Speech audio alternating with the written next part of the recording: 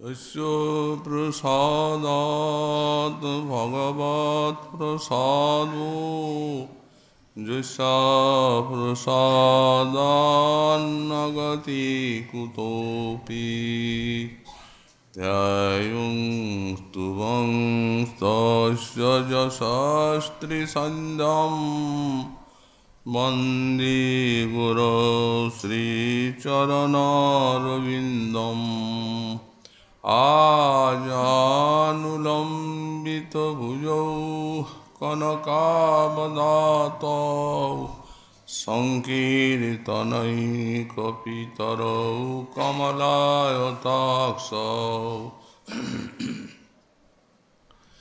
विश्वाम्भरौ द्विजवरौ जुगधर्मपालौ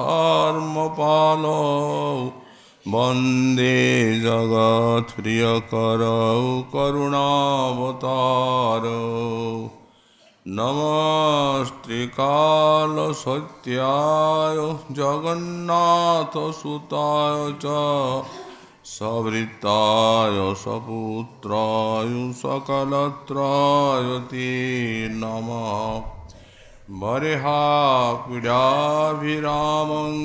मृगमदतिलकां कुण्डलाक्रान्तगण्डां पञ्चाक्षं कम्बुकण्ठां स्मितसुभगमुखं स्वाधरेन्नस्तवीनुं श्यामं शान्तं त्रिभङ्गं रविकरवसनं भूषितं वैजयन्त्या वन्दे वृन्दावनस्थं युवतिशतवृतं ब्रह्मगोपालवेशम् तप्त कांचन गौरंगी राधे वृंदावनेश्वरी वृषभानुसुते देवी तं नमामि हरिप्रिये मूकं करोति वाचालं पङ्गुं लङ्घयति गिरिं यत्कृपातमहं वन्दे परमानन्दमाधवां वाञ्छाकल्पतरुभ्यश्च कृपासिन्धुभ्य एव च पतितानां पावनेभ्यो वैष्णवेभ्यो नमो नमः हरिभक्तिपराजे च हरिनामपरायण दुर्वृत्ता वा सुवृत्ता वा तेषां नित्यं नमो नमः नमो धर्माय महते नमो कृष्णाय विदुषे ब्राह्मणे नमस्कृत्य धर्मान् मोक्षे सनातनान् नारायणं नमस्कृत्य नरं चैव नरोत्तमं देवीं सरस्वतीं व्यासं ततो जयो मुदीरयेत् जय रूप सनातन भट्ट रघुनाथ श्रीजीव गोपाल भट्ट दास रघुनाथ ईश्वर गुसाईर करी चरण वंदन जहाँ हुईति विघ्ननाश अभीष्टपुरन् दुर्गमी पथिमेन्धस्य स्खलत्पादगतिर्मुहुः सकृपाजुष्टिदानेन सन्तः सन्तो बलम्बनम् व्याकुसिन्दिवरा विकसिता मन्दहिमारविन्दं श्रीमन्निस्सन्दनरतिरसान्दोलकन्दर्पकेली वृन्दारण्ये नवरससुधा सन्धिपादारविन्दं ज्योतिर्दन्दं किमपि परमानन्दकन्दं चकास्ति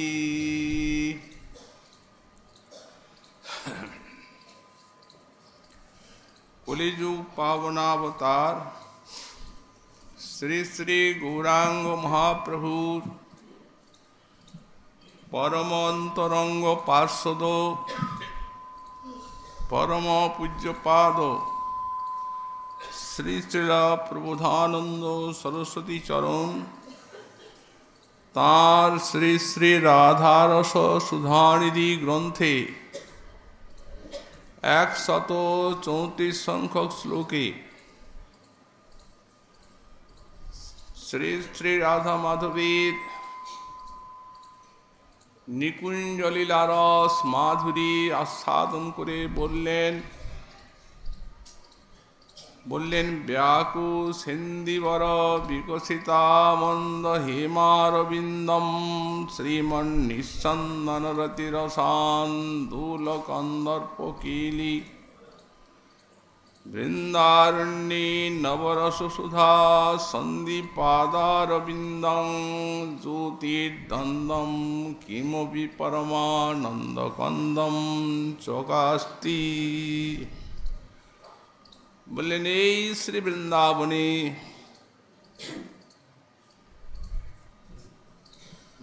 मधुर श्री श्री निकुंज मंदिरे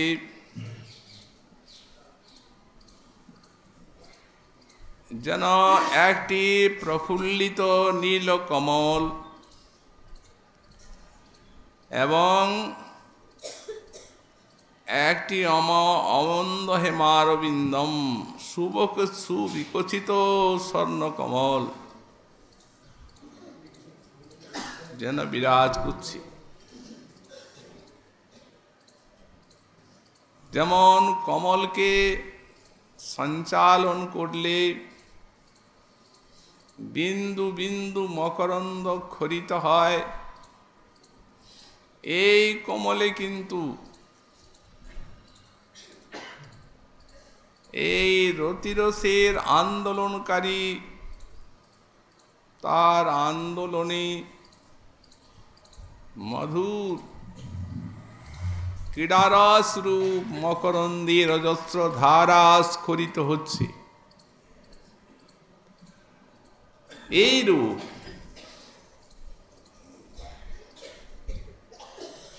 যাদের নবরস সুধা সন্ধিপাদারবিন্দম এবং নবরস সুধারূপ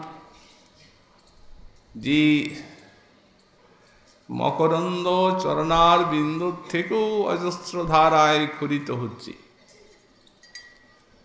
তো বললেন সেই প্রকার কিমপি পরমানন্দ কন্দম জ্যোতির্দ্বন্দ্বম চকাস্তি। সেই বৃন্দাবনী মোহন নিকুঞ্জ মন্দিরে পরমানন্দের মূল স্বরূপ কোন অনির্বচনীয় জ্যোতির্দ্বন্দ্ব প্রকাশিত হচ্ছেন। আমরা গতকাল এই শ্লোকের ব্যাখ্যা সাধন করেছি। গোসাইপাদ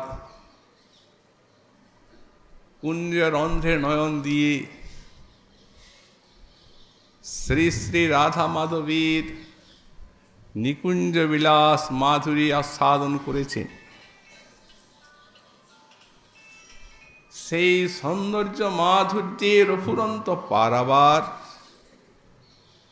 শ্রী শ্রী রাধা মাধবের তৎকালীন শোভার দৃষ্টান্ত দিতে গিয়ে আর একটি নীলকমল আর একটি স্বর্ণকমলের তুলনা আনয়ন করেছে। ছিল গোসাইপাদ মহাপ্রভুর পার্শ্বদ, অতি মহাপ্রেমিক। একদিকে যেমন তিনি প্রেমিক, তেমনি নিত্যসিদ্ধ পার্শ্বদ, তেমনি ব্রজেরও তিনি নিত্যসিদ্ধ পার্শ্বদ তুঙ্গবিদ্যা সখী। মহাপ্রভু লীলাতে মহাপ্রভুর কৃপায় এই মঞ্জরি ভাবে তিনি প্রলুব্ধ হয়েছেন এবং মঞ্জরি ভাবে শ্রী শ্রী রাধা মাধবী লীলারস আস্বাদন করছে। তেমনি আবার মহাকবি, তো সুতরাং কবি যারা তাদের একটা স্বভাব আছে, বিশেষত ভক্ত কবি যারা, তারা যখন অভীষ্টের সৌন্দর্য মাধুর্য আস্বাদন করেন, সেই সৌন্দর্য মাধুর্যের সাগরে তাদের নন মন প্রাণ সন্তরণ করে, তখন কবি স্বভাবে তারা তার কিছু দৃষ্টান্ত দেওয়ার চেষ্টা করেন। কিন্তু জগতের বস্তুকে নিয়েই তো দৃষ্টান্ত দিতে হবে, জগতাতীত বস্তু সম্বন্ধে তো বিশ্বজীবের কোনো ধারণা নেই। এই জন্য এই জগতে যে বস্তু সুন্দর, যা মনোহর, যা স্নিগ্ধ, যা কমনীয়, যা শব্দ স্পর্শ রূপ রস গন্ধে সৌন্দর্য মাধুর্যে অতুলনীয়, সেই বস্তুর সঙ্গেই দৃষ্টান্ত দেওয়ার চেষ্টা করেন। কিন্তু শেষকালে আর সেই দৃষ্টান্ত কুলায় না। এই জন্য বললেন তো, শুভকেশিত কমল, একটি নীল কমল, একটি স্বর্ণ কমল। কিন্তু এইটি বুঝলেই হবে না, এতে অপ্রাকৃত রসকেলিরূপ মকরন্দ ধারা খরিত হচ্ছে। যেমন মহাজন তুলনাইতে গেছেন আর হারিয়ে গেছেন। দুহুমুখ সুন্দর কি দিব তুলনা,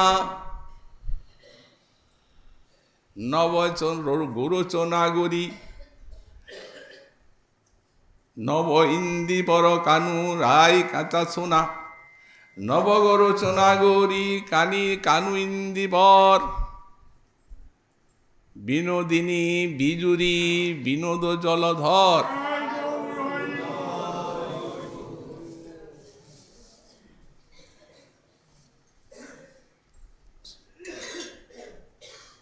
কনকের লতা যেন তমালে বেড়িল, নবঘন মাঝে যেন বিজুরি পশিল। তারপরেই বলছেন, এ কয়েকটা দৃষ্টান্ত দিলেন, পরে বলছেন রায় কানু রূপের নাহি কৌ পাম। বললেন দৃষ্টান্ত তো দিলাম, সব ব্যর্থ। রায় কানু রূপের কোনো নাহি কৌ পাম, সেটি কেমন জানেন? বললেন কুবলয় চাঁদ মিললয় কঠাম। একটা আশ্চর্য কথা বললেন, চাঁদে আর কমলে দেখা হয় না, চাঁদ উঠলেই কমল সংকুচিত হয়ে যায়। তো বললেন মনে করুন যেন চাঁদ আর প্রফুল্লিত কমল এক জায়গায় মিলিত হয়ে আছে। তার মানে এটা হয় না কোনো কালে, আর রাধা কৃষ্ণের রূপের তুলনাও হয় না। কবি কবির স্বভাবে যা বলুন।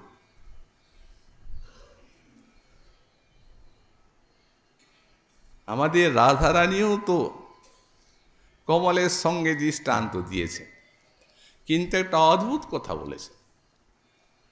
প্রেম সম্পুট গ্রন্থে যখন দেবাঙ্গনার উপধারী ওই কৃষ্ণ রাধারানীর প্রেমের বার্তা আস্বাদনের জন্য ছদ্মবেশে এসেছেন, প্রেমের কথা জিজ্ঞাসা করছেন, তখন বলছেন সখী কি বলবো? মনে করো কোনো সরোবরে যদি একটা নালে দুটো কমল প্রস্ফুটিত হয়, কোনো সরোবরে হয় কি? কোথাও হয় না। তো বললেন মনে করো যদি একটা কোনো সরোবরে একটি নালে দুটি কমল বিকশিত হয়, তো তেমনি এক অগাধ প্রেম রূষপূর্ণ সরোবরে শ্রী শ্যাম সুন্দর আর আমি একটি নীলকমল আর একটি স্বর্ণকমল যেন একটি প্রাণে সংরক্ষিত হয়ে আছে। দুটি রূপ, একটা প্রাণ। রাধা কৃষ্ণ এক আত্মা, দুই দেহ ধরি অনন্যে বিলসে রস আস্বাদন করি। এই জন্য বললে একটা প্রাণী সংরক্ষিত। যখন বিরহাবসর উপনীত হয় তখন এই যে একটা প্রাণী সংরক্ষিত তার প্রমাণ পাওয়া যায়। নিশান্তকাল জটিলার আগমন ঘোষণা করছে কক্ষটি। শ্রীযুগল ব্যস্ত সমস্ত হয়ে উঠেছেন, আপন আপন গৃহে যাবেন। মহাজন বলছেন নিজ নিজ মন্দিরে যাইতে দুজন, দুহা বদন নিহার, এক দৃষ্টিতে মুখের দিয়ে চেয়ে আছেন দুজনই। অন্তরে উয়ল প্রেম পয়োনিধি, তাদের নয়নে গলয়ে জলধার। রাধারানী বলছেন মাধব আমারি বিদায় পায়ে তোর, এখন চললাম, উপায় তো নাই। উদ্বাসায় রুণালু ফুটে উঠছে, এখনই ব্রজের লোক যাবে, বিদায়। তুহারি প্রেম সয়ে পুনঃ চলি আব।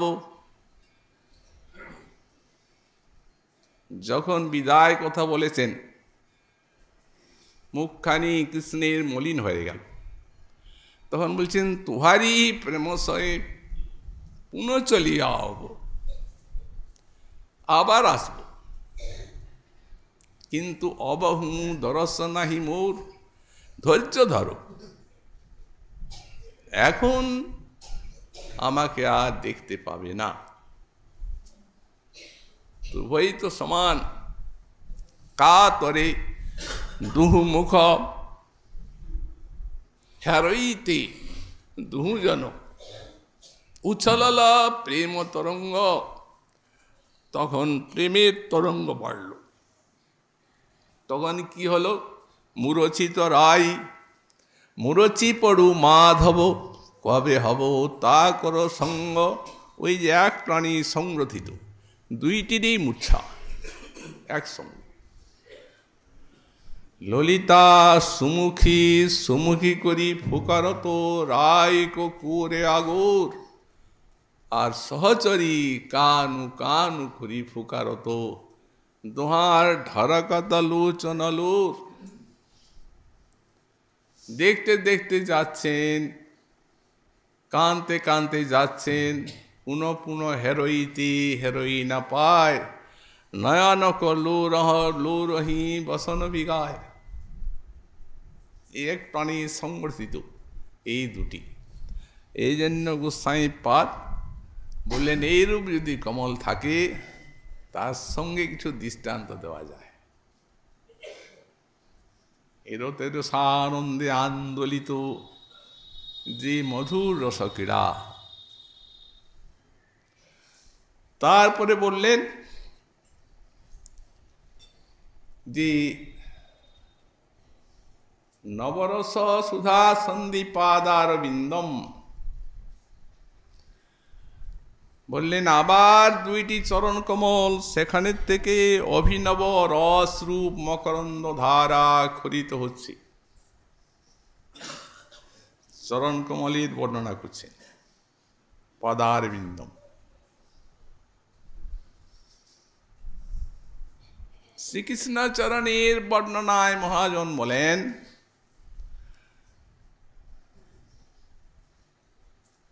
কৃষ্ণের চরণ শোভা পদ্মগণ করে লোভা মধু হয় লাবণ্য তাহার।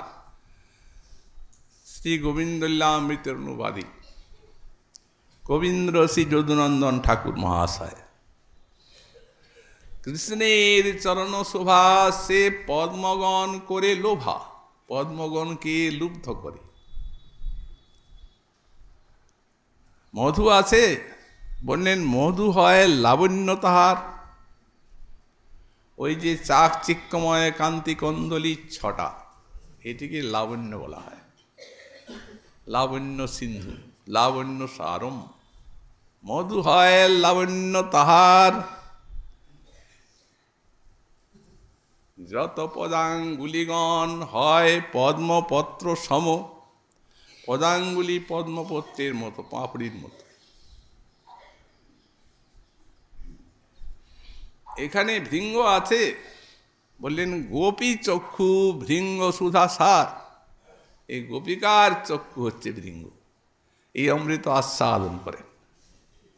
এমনটি কেউ পারবেন? কেউ পারবেন না। আর এদের মহাভাব আছে। এই জন্য বলেন হে, আর কমলের সঙ্গে তোমার দৃষ্টান্ত কি আছে? এই অঙ্গ প্রত্যঙ্গী। এখন তোমার একটি নয়নের শোভাতে আমাদের প্রাণ বেরিয়ে যাচ্ছে, তার আকর্ষণে। গোপীগীতে বললেন শরদুদাসয়ে সাধু জাত সৎ সরসিজুদর শ্রীমুষাদিশা সুরতনাথ তে শুল্ক দাসিকা বরদ নিঘ্নত নেহ কিংবদ। ওহে তুমি নয়ন দ্বারে আমাদের বধ করছো। কৃষ্ণ বলছেন কোনো তো অস্ত্র আমার নাই, কই আমি কি বধ করছি? বললেন মহা অস্ত্র আছে তোমার, অস্ত্রের দ্বারা আমাদের বধ করতে হয় না, তোমার মাধুরী দিয়ে আমাদের বধ হয়। অস্ত্রের দ্বারা বধই কি বধ? তোমার নয়নের শোভার দ্বারা কি বধ নয়? তা তো বধ। কেমন তোমার একটি নয়নের শোভা জানো? শরদুদাসয়ে সাধু জাত সৎ সরসিজ উদর যা শোভা। অগাধ তটপূর্ণ শারদীয় সরোবরে সাধু জাত কমল জন্মেছে। শরৎকালে কমল সব থেকে ভালো হয়। যখন জন্মেছে তখন সাধু জাত। ব্যাখ্যাকার বললেন কোনো কীট বা কোনো প্রতিকূল আবহাওয়া তাকে স্পর্শ করেনি। এই প্রকারে সৎসরসিজ উত্তম বিকশিত যে কমল, তার ভিতরে যে অরুণায়মান অন্তর্দলের যে শোভা, সেই শোভাকে তুমি একটি নয়নে চুরি করে নিয়েছো। শ্রী মুষা দিশা, এক নয়ন, এক বচন, মুষা চুরি করে নিয়েছো। এই জগতে তিন প্রকার চোর দেখা যায়। একরকম চোর আছে, ওরা কি করে? ওরা সাধুর জিনিস চুরি করে না, বরং অন্যত্র থেকে চুরি করে এনে সাধুকে দেয়। তাদের মনের চিন্তা যে যদি সাধু সেবা একটু করি তাহলে যে পাপ করছি সেটা খণ্ডন হয়ে যাবে। কিন্তু আর এক রকম চোর আছে যারা সাধু ও সাধু গণনা করে না, ওই সাধুর ঘরেও যেমন করে ও সাধুর ঘরেও তেমনি। তো এই কমল তো সৎ, এ তো সাধু, এই সাধুর ঘরে চুরি করা, কিন্তু এই চোর এমনি তোমার নয়ন। এইভাবে বিপরীত ব্যঞ্জনায় নয়নের সৌন্দর্য এমন কেউ পারবে না।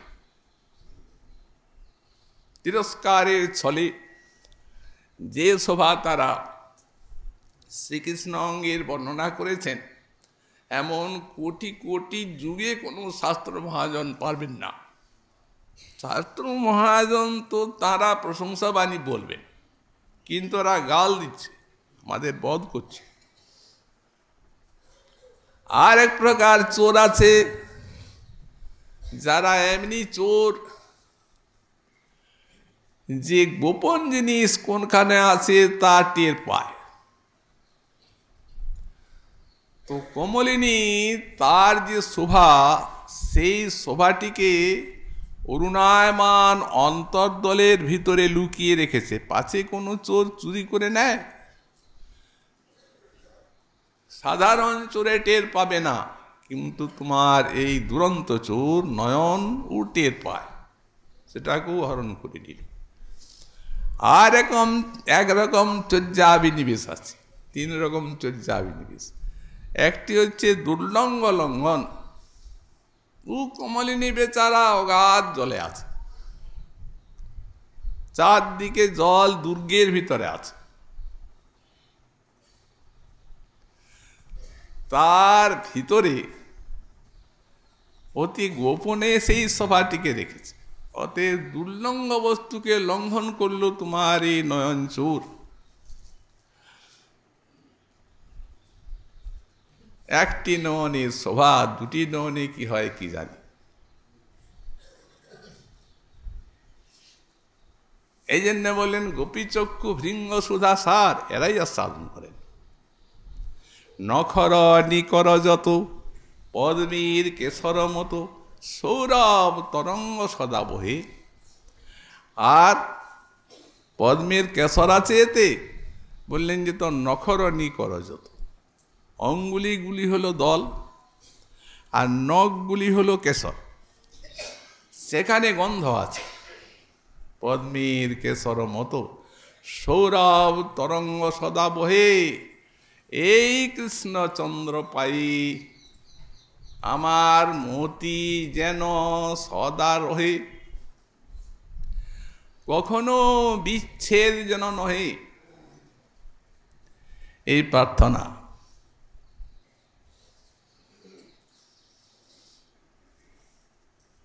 কত শোভা এই চরণের। অরবিন্দ আর কি করবে, অরবিন্দ বেচারা, কিন্তু কবি সভায় বলেছে।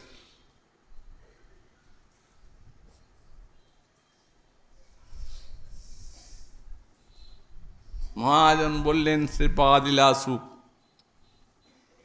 সৎপাদ কল্পতরু পল্লব শেখরীষু লীলা স্বয়ম্বর রসম লভতি জয়শ্রী। জয়শ্রী, শ্রী মানে শোভা।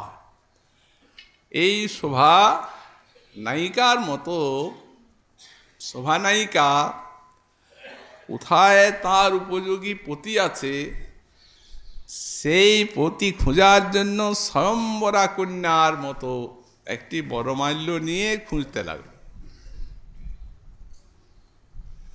কিন্তু সে তো নিজেই শোভা, তার মনে লাগলে তো কোনো পতি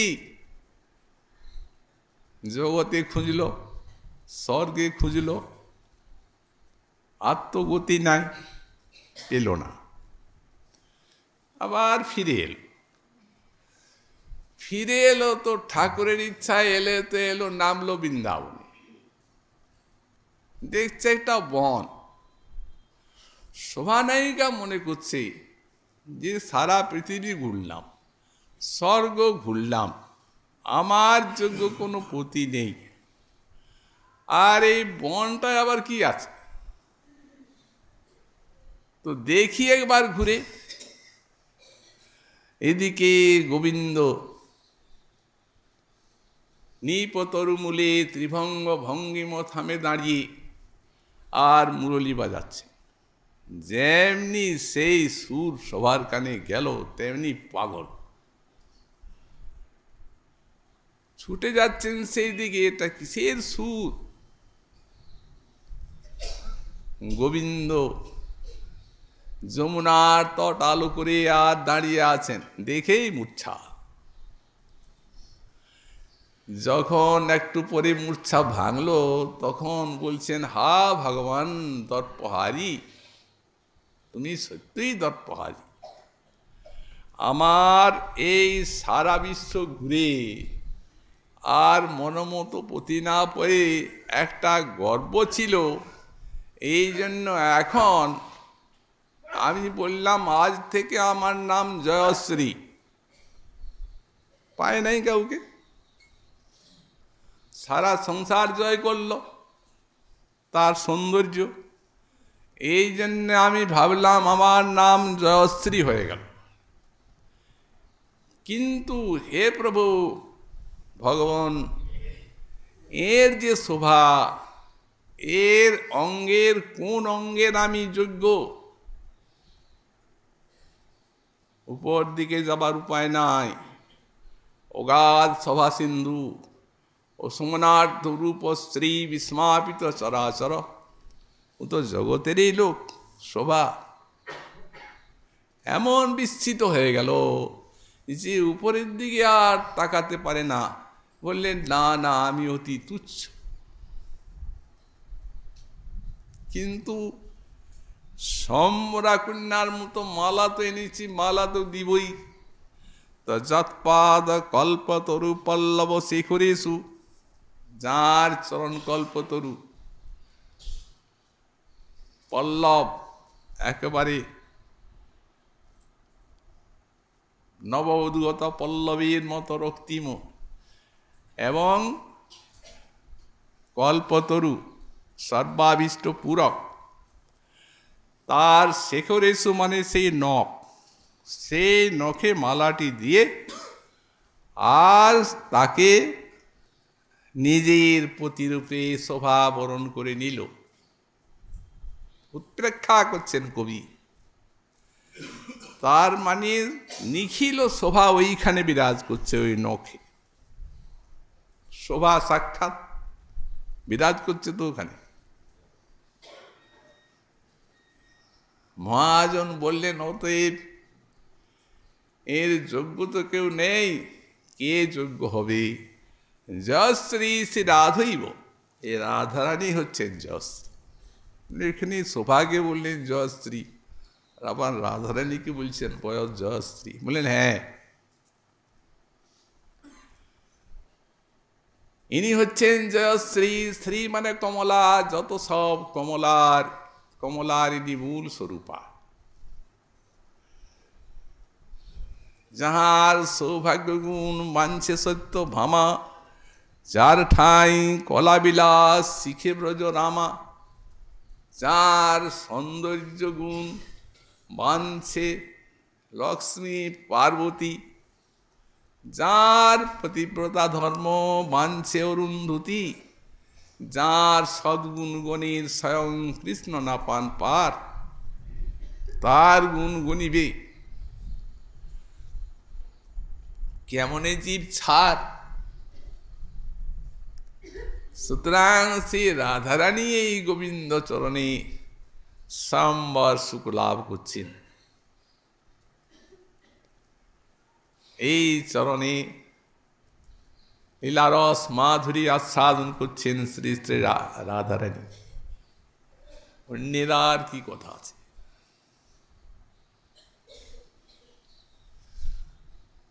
তো সুতরাং এই শ্রী অভূতপূর্ব শ্রী শ্রী গোবিন্দ চরণের সৌন্দর্য,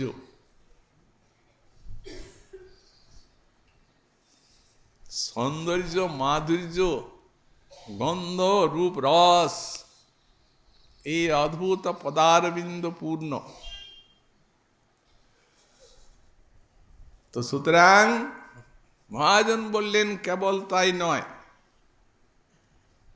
এ তো আছেই, তাছাড়া সাধকগণের জন্য এই পদারবিন্দে অনেক লাভ আছে। সারা বিশ্বের ধ্যেয় এই পদারবিন্দ। ভক্তজন সব এই চরণার বিন্দুকে ধ্যান করেন। এই জন্য গোবিন্দ করেছেন কি, তার চরণের তলায় কতগুলি চিহ্ন রেখে দিয়েছে। স্কন্দ পুরাণ বলেন এগুলি কেন রেখেছেন তিনি?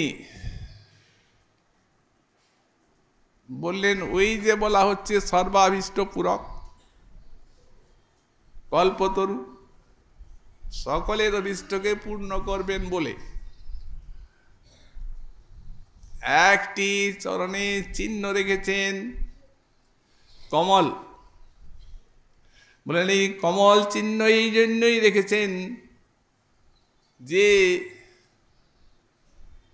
এই চরণের আস্বাদ স্মরণে ধ্যানও যদি ভক্ত লাভ করেন তাহলে তার চিত্তভৃঙ্গটি লুপ্ত হয়ে যাবে এই চরণের শোভাতে, চরণ ছেড়ে আর কোথাও যাবে না। তেমনি একটি তিনি চিহ্ন রেখেছেন জপ। এই জপ চিহ্ন কি জন্য রেখেছেন? বলেন এই জপ চিহ্ন রেখেছেন এই ভক্তের ভোগ সম্পদ পূর্ণ করার জন্য। ভক্ত মহানুভাব যে ভোগ করছেন, বিষয়ী ভক্ত দেখে অনেকে মনে করেন যে ইনিও তো মায়াতে বদ্ধ হয়ে আছে, কিন্তু ভগবান বললেন এই দেখো আমার চরণে জব রেখে দিয়েছি, ওটা আমার সমস্তই অবদান। ভক্তের সম্পত্তি ভোগ কখনোই প্রাকৃত মায়াজনিত নয়, অপ্রাকৃত বস্তু। তা না হলে কৃষ্ণ আস্বাদন করবেন। এই জন্যই জবটি রেখেছেন। একটা চক্র রেখেছেন এই ষড়বর্গ ছেদনায়। এই যে কাম, ক্রোধ, লোভ, মোহ, মদ, এই ভক্তের অতিশয় বিরাট শত্রু।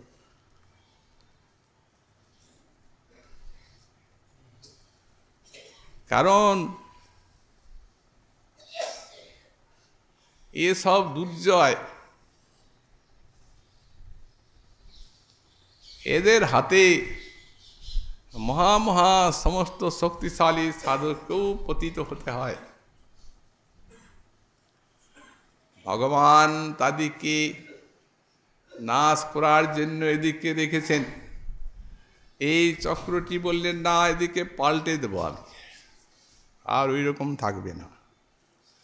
তখন কাম কৃষ্ণ আরাধনে, ক্রোধ ভক্তদ্বেষী জনে, লোভ সাধু সঙ্গে হরি কথা, মদ কৃষ্ণ গুণগানে, মোহ ইষ্টলাভ বিনে নিযুক্ত করিব যথা তথা, অন্যথা স্বতন্ত্র কাম অনর্থাদি যার নাম, ভক্তিপথে সদা দে ভঙ্গ, কিবা সে করিতে পারে কাম ক্রোধ সাধকেরই যদি থাকে সাধুজনার সঙ্গ। এই জন্যই ওই চিহ্নটি রেখে দিয়েছেন। একটি চিহ্ন রেখেছেন ঊর্ধ্বরেখা, তাতে সূচিত হচ্ছে ঊর্ধ্বগতি। ভজন করুন, গোবিন্দ পাদ পদ্মে চলে যান। এই প্রকার শ্রীকৃষ্ণ তাঁর চরণের নিচে যে সমস্ত চিহ্ন রেখেছেন, সাধক ভক্তগণের সর্বাভীষ্ট পূরক, এই জন্য পাদ কল্পতরু বললেন রবীন্দ্র। আরো বলেছেন নিখিল ভুবন লক্ষ্মী নিত্যলীলাস্পদাভ্যাম, কমল বিপিন বীথি গর্ব সর্বাঙ্কুশাভ্যাম, প্রমন প্রণম তভদান প্রৌঢ়ি গাঢ়াদিতাভ্যাম, বহতু কিমপি চেত কৃষ্ণপাদাম্বুজাভ্যাম। লীলাসু কৃষ্ণচরণীর বন্দনা করছেন, বলছেন কি নিখিল ভুবন লক্ষ্মী নিত্যলীলাস্পদাভ্যাম। নিখিল ভুবন লক্ষ্মী আমরা বললাম এর আগে, তা নিত্যলীলাস্পদ, সেইখানেই পড়ে আছে নিখিল ভুবনের শোভা। অথবা লক্ষ্মী শব্দের একটা হচ্ছে কমলা। তো সুতরাং সেই যে কমলা, সে কমলা এখানে তো এই চরণের সভায় আকৃষ্ট হয়ে চরণকে আরাধনা করতে চান, কিন্তু পেলেন কই? পেলেন না তো।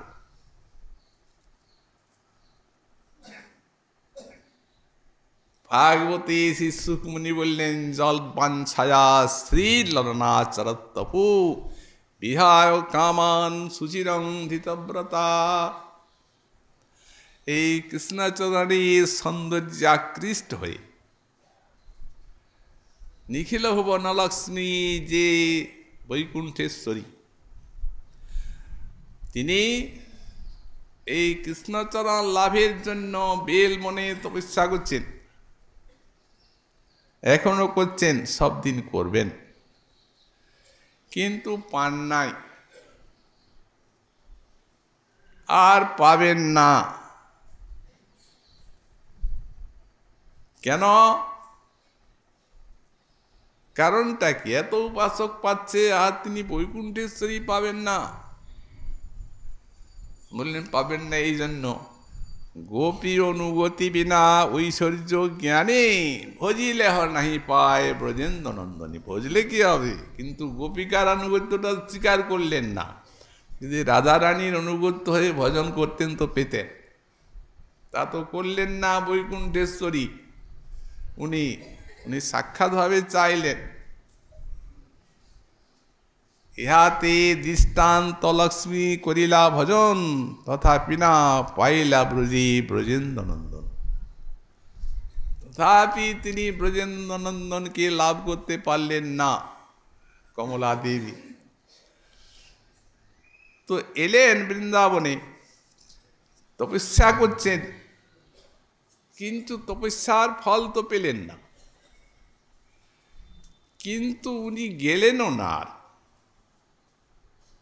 তো গেলেন না কেন? কোন বস্তু লাভের আশায় আপনি এলেন, না পেলে তো ঘরে ঘুরে যাবেন, না এখানেই সারা জীবন থাকবেন। বললেন না না, এই কৃষ্ণচরণীর শোভাতে তাকে আটকে রেখেছে, যেতে দেয় না। উনি মনে মনে চিন্তা করছেন, এইখানে বসে বসে কৃষ্ণচরণ ধ্যান করা বা চিন্তা করাই ভালো, আর বৈকুণ্ঠে যাব না। একটি প্রকাশে এইখানে বসে আর সব সাধুকুলকে শিক্ষা দিচ্ছেন, বৃন্দাবনে আসবেন তো মাধুর্য জ্ঞান নিয়ে আসো, ঐশ্বর্য জ্ঞান নিয়ে এখানে আসবেন না। বৃন্দাবনে আসবেন, কৃষ্ণকে ভালোবাসবেন তো প্রিয় বলে ভালোবাসুন, ভগবান বলে না। এরা যেমন বাসছে, মোর পুত্র মোর সখা মোর প্রাণপতি, কমল বিপিন বিথি গর্ব সর্বাঙ্গ সাভ্যাম। কমল বনের একটা গর্ব আছে। কেন গর্ব আছে কমল বনের? দেখুন, শব্দ স্পর্শ রূপ রস গন্ধে কমলিনী অতুলনীয়। তার রূপ আছে, ওই যে বললাম অন্তর্দলায় অন্তর্দলের শোভা। তার রস আছে মকরন্দ, তার গন্ধ আছে অতুলনীয়, স্পর্শ আছে শীতলতা কোমল।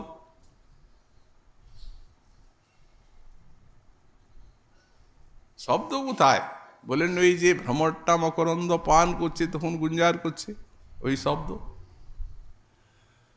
এই জন্যে বললেন কমল বিপিন, একটা কমল নয়, কমল বন। কমল বনের একটা গর্ব আছে। তাই যে সৌন্দর্য মাধুর্যে শব্দে স্পর্শে রূপ রস গন্ধে আমার মতো কেউ নাই। বললেন তার যে গর্বটা, সেটা শঙ্কর সেটিকে ইনি কেড়ে নিচ্ছেন এই চরণের শোভা।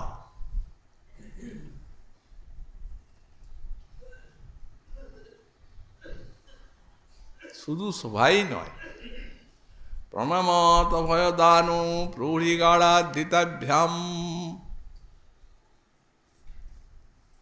বললেন যারা প্রণত প্রণাম করেন তাদের অভয়দান করার জন্য এই চরণ কমল অতিশয় দৃঢ় প্রতিজ্ঞ। প্রণমত ভয়দানম প্রহৃগাড়াদিতাভ্যাম।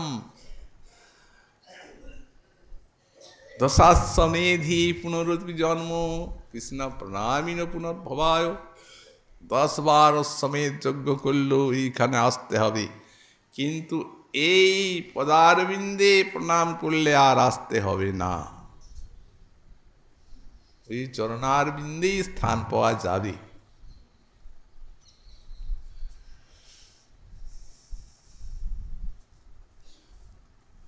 তো সুতরাং এই শ্রীকৃষ্ণ পদারবিন্দ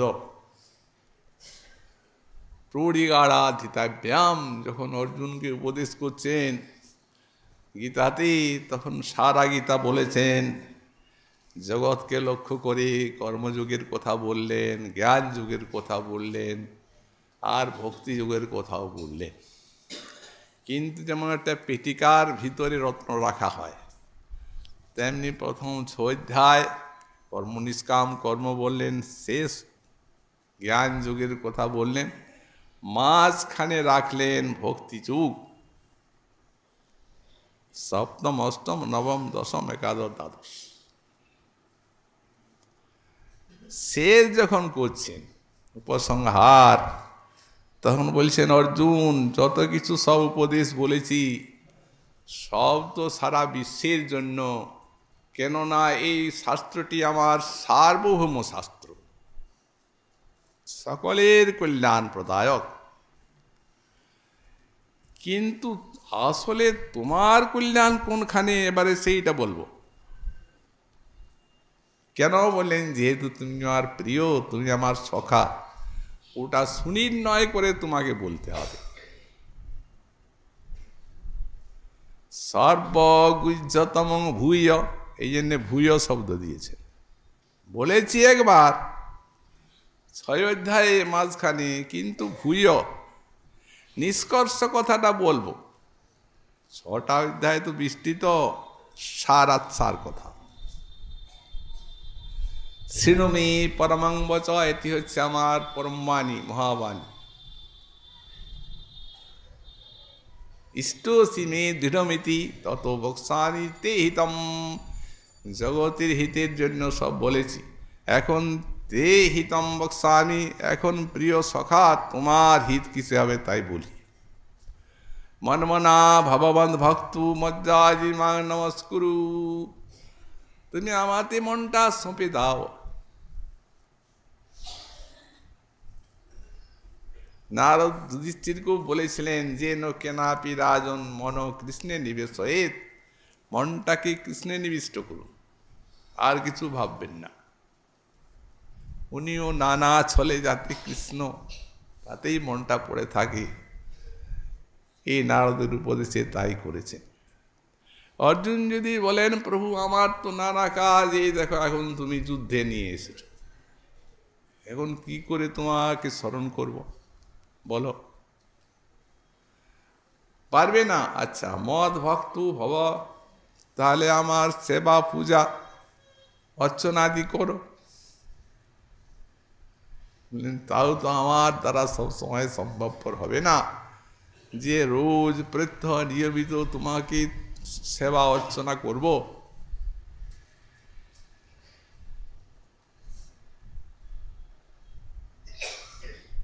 মনমনা ভগবন্ত ভক্ত মজ্জাজি, আমার ভক্ত শ্রবণ কীর্তন ইত্যাদি করো, আর না হলে আমার পুজো করো। যদি এগুলো না পারি, বললেন মাং নমস্কুরু, আমাকে প্রণাম করবে, অন্তত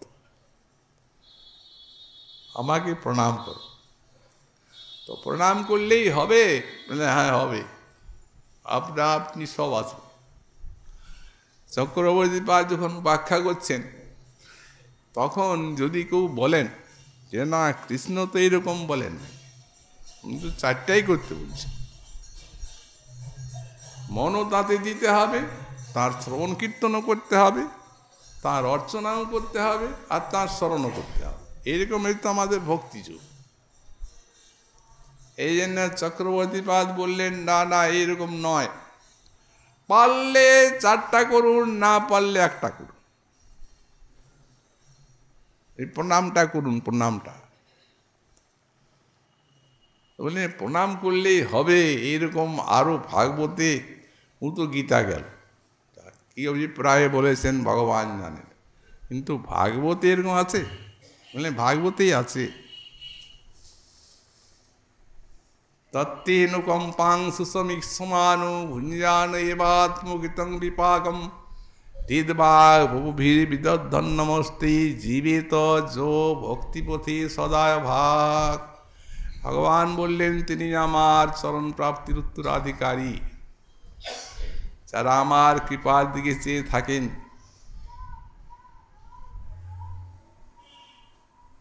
এবং সেই কৃপার প্রতীক্ষায় থাকেন, আর কায় মনোবচনে আমার চরণে প্রণাম করেন, দেহের দ্বারা প্রণাম, সাষ্টাঙ্গ প্রণাম, পঞ্চাঙ্গ প্রণাম, মনের দ্বারা প্রণাম, ভক্তির সহিত প্রীতির সহিত প্রণাম, বাক্যের দ্বারা প্রণাম, একটা প্রণাম মন্ত্র বলা, এই কায় মন বচনে প্রণাম করেন, ভক্তিপথে অবস্থান করেন। বললেন সন্তান যেন পিতৃ সম্পদের উত্তরাধিকার প্রাপ্ত হয়, তেমনি তিনি আমার চরণ প্রাপ্তির উত্তরাধিকারী। ছেলে যদি জীবিত থাকে, জীবিত না থাকলে তো বাবার সম্পত্তিটা তাকে অর্সায় না, কিন্তু বাবা প্রাপ্তি হয়ে গেলেন, ছেলে জীবিত আছে, ওই সম্পত্তিটা কেউ কোনো প্রকার অন্যথা করতে পারবে না। এমন জগতে কোনো প্রকার আইন নেই, ওটা ছেলে পাবেই, কারণ তাকে উত্তরাধিকারী বলা হয়েছে। তো তেমনি প্রণামী উত্তরাধিকারী, এমনি কৃষ্ণচরণারবিন্দ। তো এমন যে কৃষ্ণচরণারবিন্দ, তিনিও সারা বিশ্বের উপাস্য, নিজ লোকে পদ্মাসন ধ্যান করছেন, চরণের স্বাক্ষর মন্ত্রে উপাসনা করছেন।